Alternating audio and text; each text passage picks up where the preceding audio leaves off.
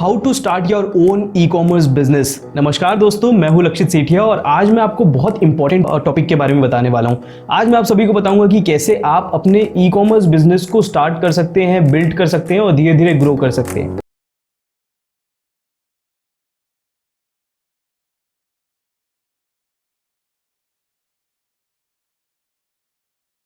काफी सारे लोग इंडिया में हैं जो अपने खुद का ई कॉमर्स बिजनेस बनाना चाहते हैं, क्रिएट करना चाहते हैं, लेकिन उनको ये सारी चीजें नहीं पता होती कि ई कॉमर्स बिजनेस बनाने से पहले क्या क्या चीजें उनको जानना जरूरी है। तो आज मैं इस वीडियो में आपको 10 ऐसी चीजें बताऊंगा जिनके बारे में आप अगर अच्छे से समझ गए तो आप इजीली अपना ई कॉमर्स बिजनेस क्रिएट कर सकते हो। आपको पता होगा इंडिया में 80% से ज्यादा ई कॉमर्स बिजनेस फेल हो जाते हैं, लॉस में चले जाते हैं और बंद हो जाते हैं। वो इसीलिए होता है क्योंकि लोग प्लानिंग नहीं करते, सबसे पहले इस चीज में इन्वेस्ट नहीं करते कि पहले समझे कि क्या क्या चीज उनको समझना जरूरी है ई कॉमर्स बिजनेस शुरू करने से पहले। तो दोस्तों, मैंने 4 साल की एक्सपीरियंस को इस वीडियो में अपने शेयर किया है और इस वीडियो को ड्राफ्ट करने पे भी मेरे को काफी टाइम लग गया और इसीलिए इस वीडियो में मैं आपको 10 ऐसे पॉइंट्स बताऊंगा जो आपको ई कॉमर्स बिजनेस स्टार्ट करने के पहले समझना बहुत जरूरी है और बहुत इंपॉर्टेंट पॉइंट्स है। सबसे पहला पॉइंट है प्रोडक्ट। आपको प्रोडक्ट के बारे में समझना बहुत जरूरी है कि ई कॉमर्स में किस टाइप का प्रोडक्ट बिकता है। ई कॉमर्स में कोई इंटेंशन बेस्ड प्रोडक्ट नहीं बिकता। जो इंटेंशन बेस्ड बाइंग वाला प्रोडक्ट है वो नहीं बिकता। ई कॉमर्स में इंपल्स बेस्ड बाइंग वाला प्रोडक्ट बिकता है। इस चीज के बारे में समझते हैं। तो जो कस्टमर होता है वो 2 तरीके से प्रोडक्ट को बाय करता है। बाइंग बिहेवियर जो होता है उसका 2 तरीके का होता है। सबसे पहला होता है इंपल्स बेस्ड बाइंग। जितने भी हम रीसेलिंग बिजनेस में प्रोडक्ट बेचते हैं या फिर हमारे जो टेली मार्केटिंग में प्रोडक्ट्स होते हैं, ड्रॉप शिपिंग वाले प्रोडक्ट होते हैं, वो इंपल्स बेस्ड बाइंग होते हैं। लोग देखते देखते स्क्रॉल करते करते देखते हैं सोशल मीडिया में, उनको बहुत अच्छा लगता है, वो तुरंत खरीद लेते हैं या ज्यादा टाइम नहीं लगाते, ज्यादा रिसर्च नहीं करते। और वैसे ही इंटेंशन बेस्ड बाइंग होती है जो कि कंप्लीटली उसकी अपोजिट होती है, डिफरेंट होती है। लोग काफी समय से उसको प्लान करते हैं। जैसे मेरे को अगर फ्रिज खरीदना है, मैं काफी समय से प्लान करूंगा, रिसर्च करूंगा कहां पे ज्यादा अच्छा मिल रहा है, अमेजन पे अच्छा मिल रहा है, फ्लिपकार्ट पे अच्छा मिल रहा है कि मेरे लोकल स्टोर पे अच्छा मिल रहा है, और देख के उसके बाद मैं बाय करूंगा काफी रिसर्च करने के बाद। तो अगर आप ई कॉमर्स शुरू कर रहे हैं, इंपल्स बेस्ड बाइंग वाले जो प्रोडक्ट्स है उससे आप शुरू कीजिए तो आपको जल्दी सक्सेस मिलेगी और आपको मतलब ज्यादा लॉस नहीं होगा। प्रोडक्ट ऐसा ही बेचिए जो दिखने में अच्छा हो। अगर कोई प्रोडक्ट की फोटोग्राफी अच्छी नहीं होगी तो वो आपका प्रोडक्ट बिकेगा ही नहीं। समझना बहुत इंपॉर्टेंट है कि आप मल्टीपल प्रोडक्ट लाइन पे डील मत कीजिए शुरू से। बहुत लोग ये गलती करते हैं, सोचते हैं कि हमको अपना खुद का ई कॉमर्स बिजनेस स्टार्ट करना है और अपने 10, 15, 20, 50, 60 प्रोडक्ट एक साथ उनको लॉन्च कर देना है, मतलब कैटेगरीज ऑफ प्रोडक्ट। जो ये सोचता है ना वो एट दी एंड लॉस में जाता है, क्योंकि ई कॉमर्स ऐसी फील्ड है कि जहां पे अगर आप अपने खुद की ब्रांड स्टार्ट कर रहे हो तो आपको प्रोडक्ट लाइन बहुत कम रखना पड़ता है। फॉर एन एग्जांपल, एप्पल की प्रोडक्ट लाइन कितनी है? एयरपोर्ट्स, उनकी आई वॉचेस आती है, फोन्स आते हैं, टीवीज आती है, बहुत कम, ज्यादा से ज्यादा 7-8 प्रोडक्ट लाइंस है। आपको भी अपनी प्रोडक्ट लाइन बहुत नैरो रखना है, बहुत कम रखना है, जब भी आप ई कॉमर्स में अपना एक अच्छा बिजनेस क्रिएट कर पाओ। सेकंड चीज जो आपको जानना बहुत जरूरी है वो है वेबसाइट और वेब डिजाइनिंग। ये दोनों चीज अलग है, लेकिन ये दोनों चीज आपको समझना बहुत ज्यादा जरूरी है। दोनों काफी टेक्निकल चीज है। देखिए, जो कोई ऑफलाइन बिजनेस होता है ना, उसमें जितना इंपॉर्टेंस रियल एस्टेट प्ले करता है ना, उतना ही इंपॉर्टेंस अगर आप ऑनलाइन बेच रहे हैं तो आपका रियल एस्टेट बनेगा आपकी वेबसाइट। और आपको उस चीज के बारे में उतना जानना जरूरी है कि वेबसाइट बनती कैसे है, वेबसाइट डेवलप कैसे होती है। क्योंकि वेबसाइट डेवलप करना कोई एक बार की बात नहीं होती कि आप एक बार में अपनी वेबसाइट डेवलप करा लो और जिंदगी भर वो आपको पैसा कमा के देते रहे। वेबसाइट डेवलपमेंट एक कंटिन्यूअस प्रोसेस है, उसको आपको कंटिन्यूअसली करवाना पड़ता है। तो इसलिए आपको ही ऐसी नॉलेज होनी चाहिए, टूल्स की नॉलेज होनी चाहिए, सॉफ्टवेयर्स की नॉलेज होनी चाहिए जिनसे वेबसाइट क्रिएट होती है, वेबसाइट बनती है। इनफैक्ट आप अगर मान लो अपनी खुद की एक ई कॉमर्स वेबसाइट बना रहे हो तो मैं आप सभी को रिकमेंड करूंगा कि शुरू में एक छोटी मोटी कोई एक एजेंसी से बनवा लो। फिर जैसे ही आप थोड़ा सा रेवेन्यू है, सबसे पहले अपने पास एक डेवलपर हायर करो ताकि वो कंटिन्यूअसली आपको सपोर्ट प्रोवाइड करे और आपकी वेबसाइट जो है धीरे धीरे ग्रो होते रहे, धीरे धीरे बढ़ते रहे। और वहीं डिजाइनिंग की बात मैं करूं तो डिजाइनिंग भी आप शुरू से अपना डिजाइनिंग का जो कॉन्सेप्ट है उसके बारे में स्टडी करके रखो कि वेब डिजाइनिंग क्या चीज होती है। दोनों डेवलपमेंट और डिजाइनिंग, देखिए, दोनों एक दूसरे से अलग अलग चीज होती है। डिजाइनिंग में आप कंप्लीटली डिजाइन्स के बारे में सोचते हैं, यूजर एक्सपीरियंस के बारे में समझते हैं।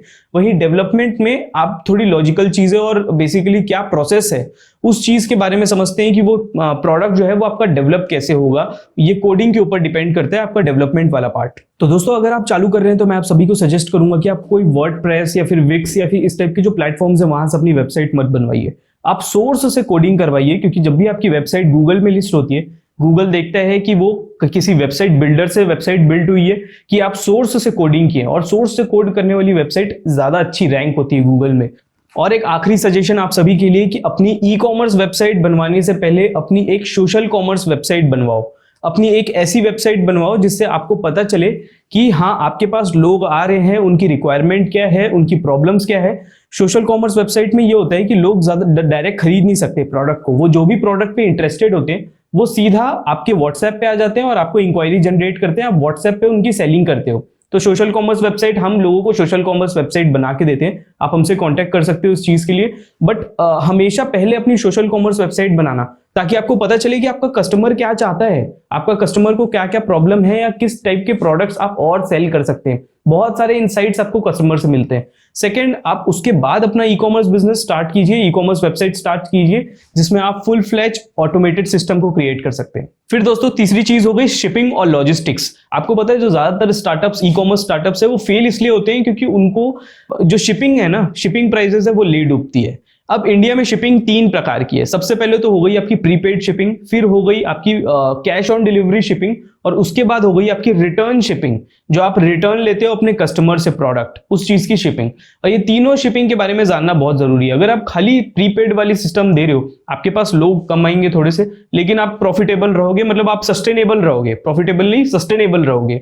वहीं अगर आप कैश ऑन डिलीवरी ऑफर कर रहे हो अपने कस्टमर को, तो उसमें कहीं ना कहीं प्रॉब्लम है, क्योंकि बहुत सारे लोग चीजें मंगा लेते हैं लेकिन वो लेते नहीं है, तो ये बहुत बड़ी दिक्कत है। थर्ड, जो रिटर्न्स की प्रॉब्लम है, उसके कारण भी काफी सारे स्टार्टअप्स है वो लॉस फेस कर रहे हैं। तो ये जो शिपिंग है, लॉजिस्टिक्स है, वो ज्यादातर जितने भी फ्लिपकार्ट देख लो, अमेजन देख लो, जितने भी आप ई कॉमर्स देख लो, वो बेचारे शिपिंग के ही कारण रो रहे हैं, उन्हीं के कारण उनको लॉस हो रहा है। तो दोस्तों अगर आपको शिपिंग के बारे में अच्छे से जानना है तो मैंने ऑलरेडी एक वीडियो उस टॉपिक पे बना रखी है, तो ये वीडियो है उसकी, और इसमें आप जाके बाद में इस वीडियो को देखने के बाद जाके इस वीडियो पे समझ सकते हो कि कौन कौन से तरीके से ई कॉमर्स की शिपिंग होती है। और दोस्तों चौथा पॉइंट है पॉलिसीज और टर्म्स एंड कंडीशन। आज की डेट में बहुत सारे ऐसे स्टार्टअप्स हैं जो बेचारे बहुत अच्छा ई कॉमर्स बिजनेस क्रिएट किए हैं, उनका प्रोडक्ट बहुत अच्छा है, उनकी वेबसाइट बहुत अच्छी है, उनका लॉजिस्टिक सर्विस बहुत अच्छा है, लेकिन फिर भी वो फेल हो गए क्योंकि उनके पास पॉलिसीज अच्छी नहीं थी, उनकी जो टर्म्स एंड कंडीशन थी वो फेवरेबल नहीं थी। अब टर्म्स एंड कंडीशन क्या चीज होती है? देखिए, टर्म्स एंड कंडीशन होती है वो आपके कंपनी और आपके कस्टमर को बैलेंस करने वाली चीज होती है।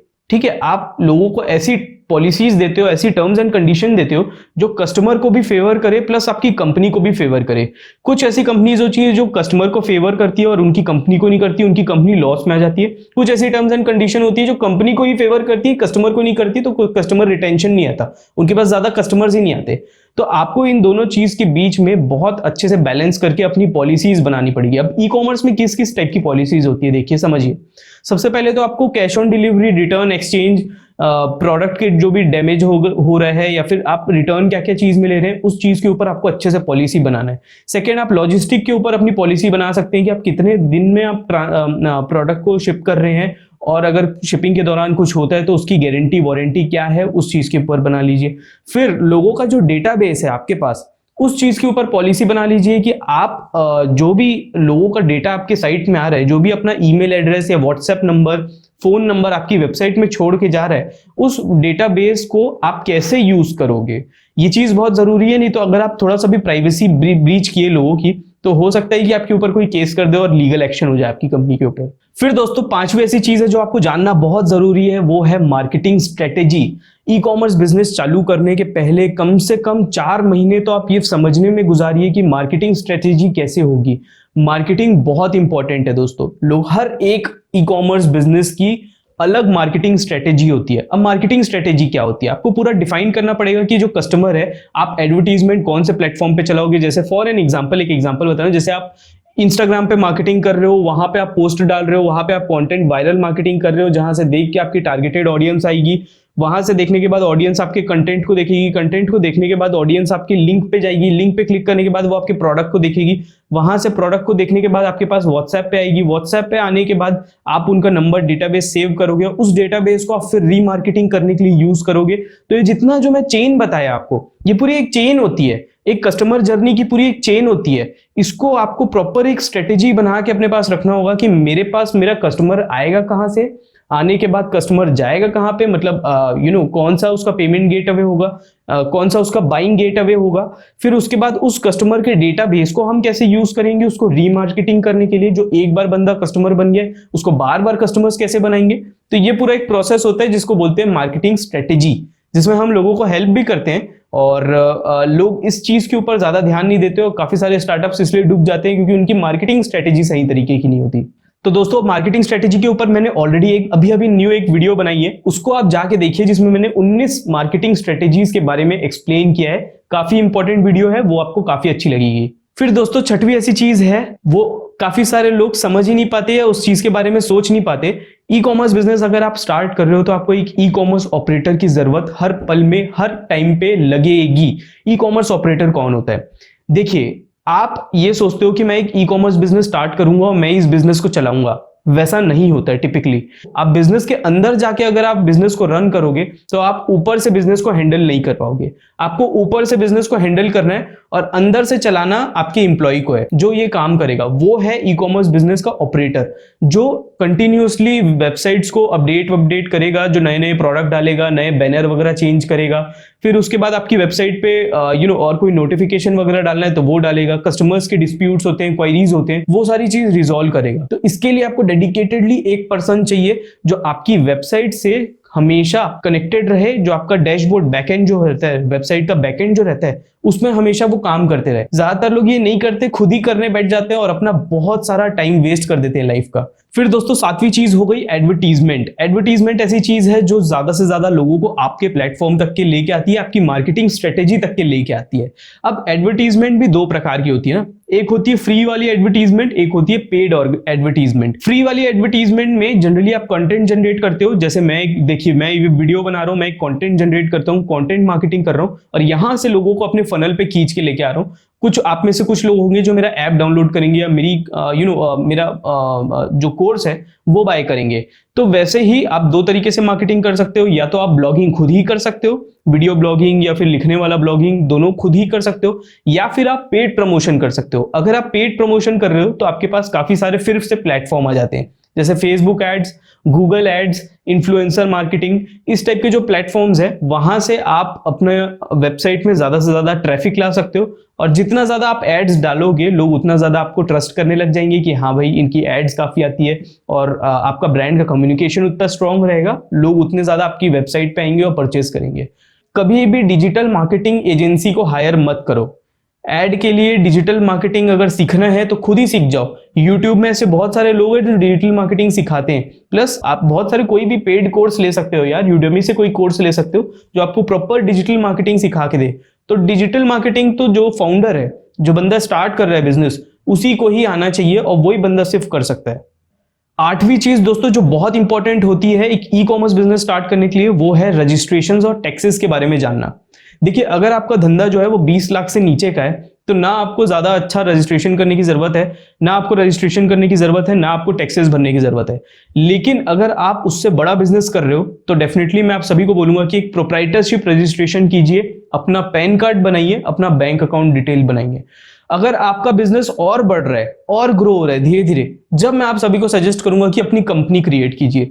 तो बहुत सारे लोग हैं मुझसे पूछते हैं कि हम कैसे अपना जो अपना रजिस्ट्रेशन है वो कैसे करें, और सबसे पहले हम किस टाइप का रजिस्ट्रेशन करें, पार्टनरशिप रजिस्ट्रेशन करें, कंपनी रजिस्ट्रेशन करें, प्रोप्राइटरशिप रजिस्ट्रेशन करें। तो मैं उन सभी को बोलता हूं सबसे पहले आप प्रोप्राइटरशिप रजिस्ट्रेशन करो अगर आप अकेले हो तो।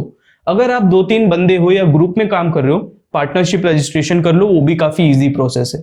और उसके बाद जब आप ग्रो होते हो इन फ्यूचर, उसके बाद आप कंपनी पे इनकॉर्पोरेट कर सकते हो। लेकिन जब तक के आप कंपनी पे इनकॉर्पोरेट कभी मत करना, क्योंकि वो बहुत ज्यादा एक्सपेंसेस आपको लग जाएगा।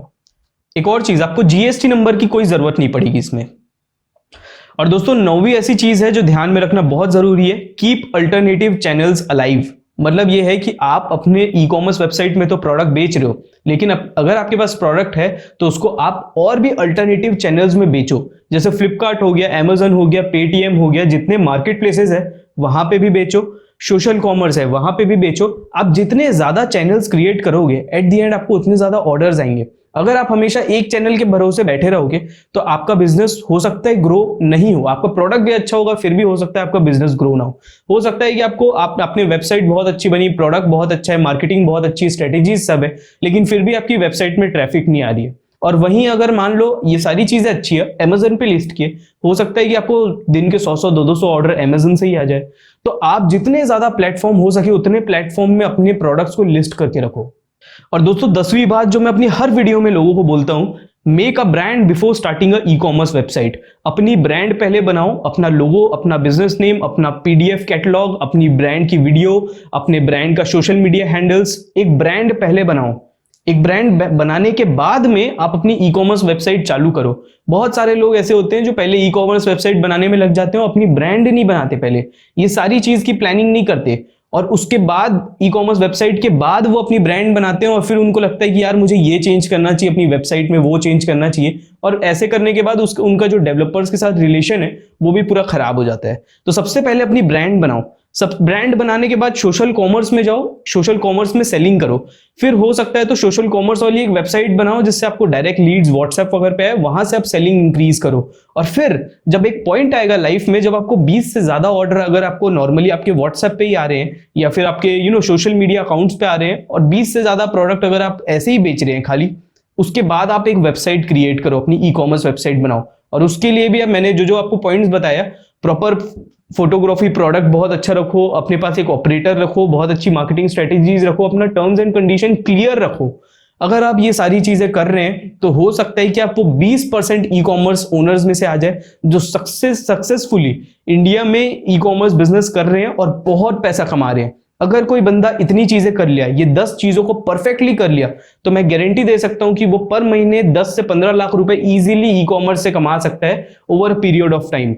तो अगर आप इस चीज को, मेरी वीडियो को अगर बहुत अच्छे से देखें, बहुत अच्छे से समझें, तो आई होप आप सभी मेरे ऊपर ट्रस्ट करेंगे। दोस्तों इस टाइप की वीडियो मैं इसलिए बना रहा हूं क्योंकि मैंने ऑलरेडी ई कॉमर्स कर रखा है, और हमारा ई कॉमर्स ऐप भी है, सोशल सेलर ऐप भी है, तो उसमें भी हमारा ई कॉमर्स का पूरा चीजें चल रही, तो हम लोग को नॉलेज है पूरी।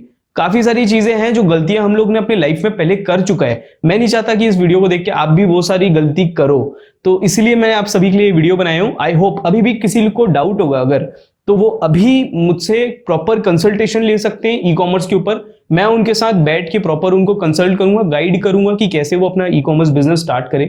इसके अलावा दोस्तों अगर आप नए नए हैं और बिना कुछ इन्वेस्ट किए अपना बिजनेस शुरू करना चाहते हैं ऑनलाइन, तो हमारा कोर्स है रीसेलिंग बिजनेस मास्टरी कोर्स, जिसमें आप एनरोल करके बहुत सारे होलसेलर्स से कनेक्ट हो सकते हो और ऑनलाइन सेलिंग करना शुरू कर सकते हो। उससे आप देख सकते हो कि कैसे आप सोशल मीडिया से ही अपनी ब्रांड कैसे बिल्ड करो।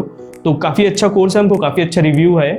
I hope you enjoyed this video, I hope you like this video. Thank you so much guys for watching this video.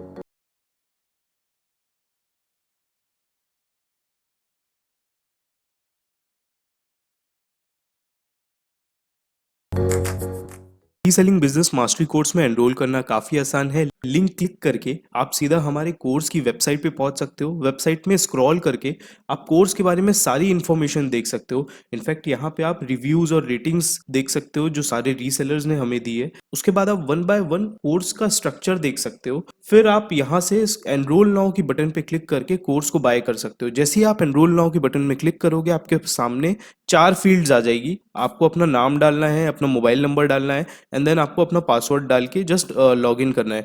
फिर आप पेमेंट गेटअवे की तरफ रीडायरेक्ट हो जाओगे। पेमेंट गेटअवे में आपको 299 रुपीज़ का पेमेंट करना है। जैसे ही आप पेमेंट करोगे आप वीडियो लेसन्स को अनलॉक कर लोगे। उसके बाद आप सिंपली लॉगिन बटन पे क्लिक कीजिए और लॉगिन बटन से अपना आईडी और पासवर्ड डालिए और सीधा आप वीडियो कोर्स पेज पे रिडायरेक्ट हो जाओगे।